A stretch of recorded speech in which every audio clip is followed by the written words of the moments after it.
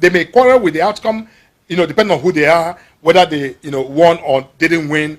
But look, at the end of the day, these are all party men and women, and our mechanisms to bring the party back together after, this sort of internal competition is already triggered. And in some cases, people are already, at work. So I'm hoping that we're going to, I think, slow this down and lower the tempo so we can, come together again and move, forward towards the general election. Great you say that. I mean, there's a pattern that seems to have been a departure, from the normal pattern in the case of Rivers State. Fubara, I'm sure you expect this point to be made. I mean, all governors that actually defected from other parties to the APC got automatic tickets, except for Fubara in Rivers State, who also defected from the PDP to the APC. And many are asking exactly why has this not, why has this automatic ticket not applied to Governor Fubara of Rivers State?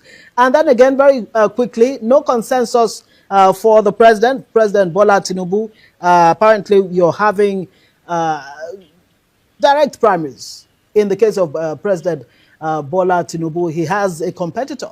Why is there no consensus in the case of President Bola Tinubu? Very quickly.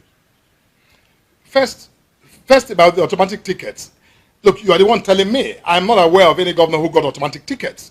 All our governors either, have emerged through, a competitive process or through, a consensus model, depending on where they are. In my state of Delta, yesterday I was, standing shoulder to shoulder with my governor, who, was, on the ballot for primaries yesterday. And, his people stood behind him like they did across all of the wards of Delta State to vote for him. So, we didn't have any tickets that was given on a platter. Every governor who won this primary competed at primaries.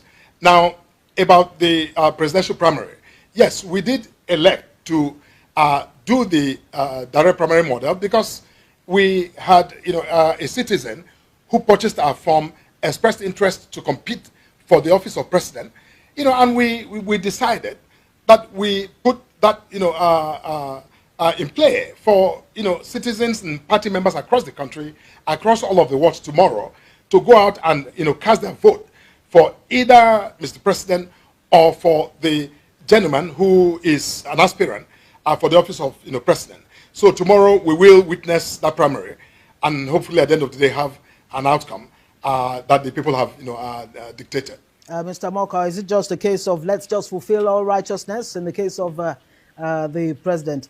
I guess I'll have to leave it there. Thank you very much for joining us on